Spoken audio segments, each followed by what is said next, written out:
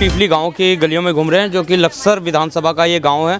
यहाँ पे हमारे साथ एक भाई और जुड़ चुके हैं। भाई जी, आपका नाम? संजीत कुमार।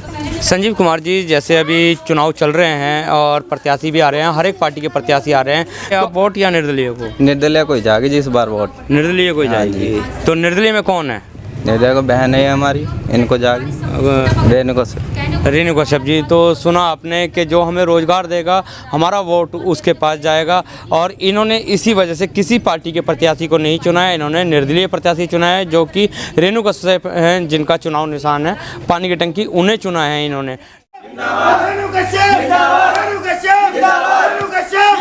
निर्दलीय प्रत्याशी अभी भाई बात कर रहे थे रेणु कश्यप की, वो भी यहाँ पे अपना प्रचार प्रसार करते हुए नज़र आ रही हैं। आइए हम उनसे भी जान लेते हैं कि किस तरीके से उनके मुद्दे हो गए और क्या वो जनता के बीच में अपने क्या नाम बोलते हैं कि मुद्दों को लेके पहुँची हैं, क्या उनकी बात है, आइए जानते हैं। जी नमस्कार। नमस्कार सर। आप किन मुद्दों को लेके जनता के बीच में पहुँचे हैं? पहले तो आपका धन्यवाद, आप लोग आए यहाँ पर मेरे चुनावी क्षेत्र में, और हम तो यहाँ समाज सेवक है, एक राजनीतिक नहीं है। हमारे जो मुद्दे हैं वो हमारे मायने नहीं रखते। पहली बात है कि शिक्षा और चिकित्सा को हम लोग सुधारना चाहते हैं, क्योंकि शिक्षा एक ऐसी है जो हर चीज़ की नींव है, हर चीज़ की जड़ है। अगर हमारी जो जनरेशन है उसको शिक्षा अच्छी मिलेगी तो वो आगे बढ़ पाएगी, अपने हक अधिकारों के लिए लड़ पाएगी। जितनी सारी चीज़ें होती हैं हमारे कॉन्स्टिट्यूशन में सारी चीज़ लिखी गई है, और कॉन्स्टिट्यूशन में दिया गया है कि समानता का अधिकार सबको मिलना चाहिए। तो हम भी चाहते हैं कि समानता का अधिकार हो, सबको शिक्षा और चिकित्सा दुरुस्त हो, क्योंकि व्यक्ति अगर शिक्षा लेगा तो अधिकार पाएगा, और अधिकार पाएगा तो स्वस्थ रहेगा, और शिक्षा चिकित्सा अच्छी रहेगी तभी स्वस्थ रह पाएगा। आपने बात करी है कि हम राजनीतिक नहीं है, समाज सेवा है, तो राजनीति क्षेत्र में ही तो आप काम कर रहे हैं अभी फिलहाल? राजनीतिक क्षेत्र में काम करी, लेकिन एक सीढ़ी होती है, एक प्रोसेस होता है काम करने का। जिस तरीके से हमारे कार्यकर्ताओं को प्रेशर किया जा रहा है, जिस तरीके से हमें सामने आने नहीं दिया जा रहा है, तो उस तरीके से हमें कहीं ना कहीं राजनीति में तो आना पड़ेगा, है ना। वो हमें रोक रहे हैं समाज सेवा करने से, तो इसलिए हमें राजनीति में कदम रखना पड़ेगा। तो आज हमने राजनीति के माध्यम से यहाँ पे कदम रखा है, लोगों की सेवा करने का काम हमारा सेवा ही करना है, क्योंकि राजनीतिक पार्टियां आती हैं और वो लोग अपने मुद्दे सौंप के जाती हैं, इतने सारे बहुत बड़ा चिट्ठा बना के लेके आती हैं कि आप लोग हमें वोट दो, हम आपको स्कूल बनवाएंगे, हम आपको बच्चों को शिक्षा देंगे, हम आपको सड़कें बनवाएंगे। लेकिन ये सड़कें बनवाना, ये शिक्षा जो आप फ्री की बात करते हैं, ये देना, इनको राशन बांटना, ये तो इनका जन्मसिद्ध अधिकार है। ये सब लोग टैक्स पे कर रहे हैं। एक छोटा सा बच्चा जब जन्म लेता है तो वो तब से उसका शिक्षा का टैक्स शुरू हो जाता है। अगर वो पूरी ज़िंदगी अनपढ़ रहेगा तब भी उसका शिक्षा का टैक्स लगातार रहता है, भले ही वो पढ़ा ना हो, है ना। तो जब वो टैक्स पेबल करता है तो वो सारी चीज़ें तो उसका अधिकार है। तो हमें तो उनकी समस्या को निकालना है, उनको धरातल पर समस्या क्या हो रही है उनको निकालना है, उनको सुनना है और उनको मुद्दे बनाना है, उनको सोल्व करना है, उनको सॉर्ट आउट करना है। जैसे 31 विधानसभा इतनी बड़ी है और आज आप जनसंपर्क निरंतर बनाए हुए हैं, तो क्या आपको जनता का समर्थन मिल रहा है? बिल्कुल, जनता का बहुत समर्थन मिल रहा है। लगातार हम लोग घूम रहे हैं, 40-50 गाँव हम लोग घूम चुके हैं, और सबका हमें समर्थन मिल रहा है।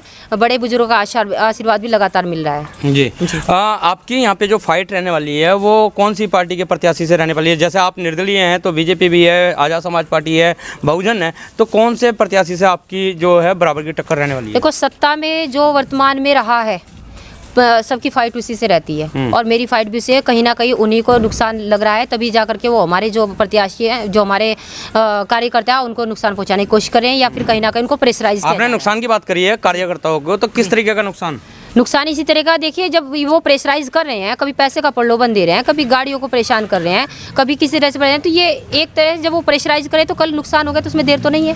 तो इलेक्शन लड़ने का तो सबका अपना जन्मसिद्ध अधिकार है, तो आपने शासन प्रशासन से इस बात की कंप्लेंट नहीं करी है कि ऐसे हमारे कार्यकर्ताओं को परेशान किया जा रहा है? देखिए, आज जो चीज़ें हमारे सामने आई है और हमारे कार्यकर्ताओं की जो शिकायत आई है और जो हमारे समर्थक हैं उनकी शिकायतें आई है, उसके आधार पे जैसे ही आज हमने उनको देख लिया है, और उसके बाद अगर इससे ज़्यादा उन्होंने कुछ बढ़ाया है तो हम सीधे से जो है ना प्रशासन का सहारा जरूर लेंगे। वैसे अभी हम लोग जो है शांत हैं, लेकिन इस तरह का विरोध अगर वो करेंगे, और क्योंकि हम भी स्वतंत्र है, वो भी स्वतंत्र है। आज वो विधायक नहीं है, विधानसभा भंग हो रखी है, वो विधायक नहीं है, हमारे जैसा आम प्रत्याशी है वो, और आम जनता है वो भी। तो इस तरह की अगर कोई भी बात होगी तो हम चुप भी नहीं बैठेंगे। जी। तो सुना आपने, इनके कार्यकर्ता जो कि निर्दलीय प्रत्याशी है और इलेक्शन लड़ने का सबको एक समान अधिकार है, इनके जो कार्यकर्ता हैं उनको कहीं ना कहीं दबाव डाला जा रहा है। तो इन्होंने बताया कि आज हमने हरकत देखी, अगर जो आज के बाद ऐसा कुछ होता है तो हम शासन प्रशासन का सहारा जरूर लेंगे। इसी के साथ हमारे साथ यहाँ पे और भी लोग हैं। जी, आपका नाम? अमित कश्यप नाम है, और अखिल भारतीय कश्यप महासभा का प्रदेश अध्यक्ष हूँ जी। कश्यप जी, जैसे आप जा रहे हैं क्षेत्रों में, क्या आपको जनता का समर्थन मिल रहा है? जनता का बहुत प्यार मिल रहा है। हम क्षेत्र में जा रहे हैं, गांव-गांव में हमारी जनसभाएं हो रही हैं और वहाँ पे बहुत ज़्यादा प्यार मिल रहा है और जनता में सपोर्ट कर रही है जी। जैसे निर्दलीय प्रत्याशी हैं आप लोग और पार्टी अपनी जो वोट बैंक है, उनका जो वोट बैंक है वो 8 से 10 हज़ार पे वोट बैंक होता है और आपका 0 से होगा, तो किस तरीके से ये आंकड़े को आप लोग संभालेंगे? देखो, ये तो जनता तय करती है कि वोट बैंक किसका है किसका नहीं है। हमारी बहन भी निर्दलीय आई है तो बहुत ज़्यादा प्यार जनता का मिलने वाला है। ये आपने हाथ में कुछ ले रखा है, ये मैनिफेस्टो है आपका, क्या इस मैनिफेस्टो में है? क्या मैनिफेस्टो के हिसाब से क्या आपकी योजनाएं हैं? देखो, हमारी यही योजना है कि एक जो विधायक की योजनाएं रहती है उसमें क्या है कि हमारा जनसभाएं जो होंगी, गांव-गांव जाएंगे विधायक बनने के बाद, जिसकी जैसी भी समस्या होगी उन समस्याओं को सुनकर उनका निदान किया जाएगा जी। जी।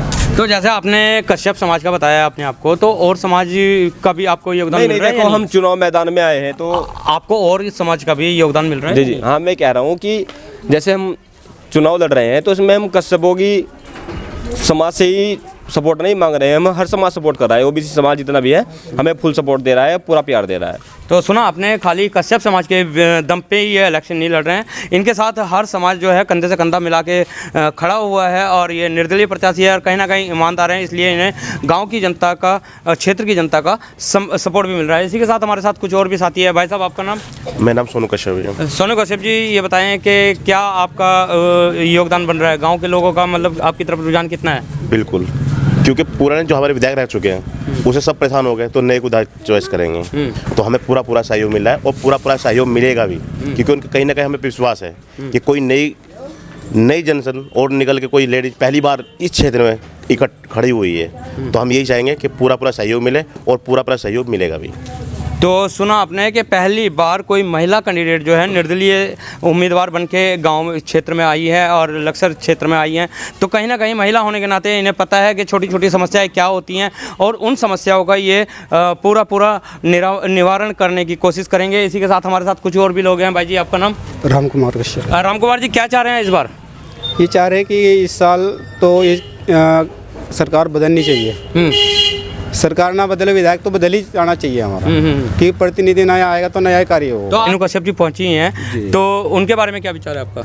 अच्छी हैं, बहुत अच्छा होल्ड भी है, हर समाज से, हर व्यक्ति से अच्छा, बहुत अच्छा उठना बैठना भी है, संपर्क कर रहे सभी से, सभी लोग सहयोग कर रहे हैं। ये रेणु कश्यप के बारे में बताया है कि साफ़ सुथरी छवि की महिला हैं और ये महिला अगर जो आती हैं तो कहीं ना कहीं जनता का उद्धार करेगी और इसी के चलते जनता ने भी इन्हें अपना समर्थन दे दिया है, क्योंकि ये भी चाह रहे हैं कि इस बार जो पुराने विधायक हैं या गद्दियों में बैठे हुए हैं उनको हटा के नए को लाना चाहिए, चाहे कोई भी हो, लेकिन साफ़ सुथरी छवि का हो जो कि क्षेत्र की समस्याओं को समझ सके। इसी के साथ बने रहिए राही न्यूज़ में। मैं आपके साथ संदीप पोहीवाल, मिलते हैं आपसे अगले अंक में और किसी गांव में।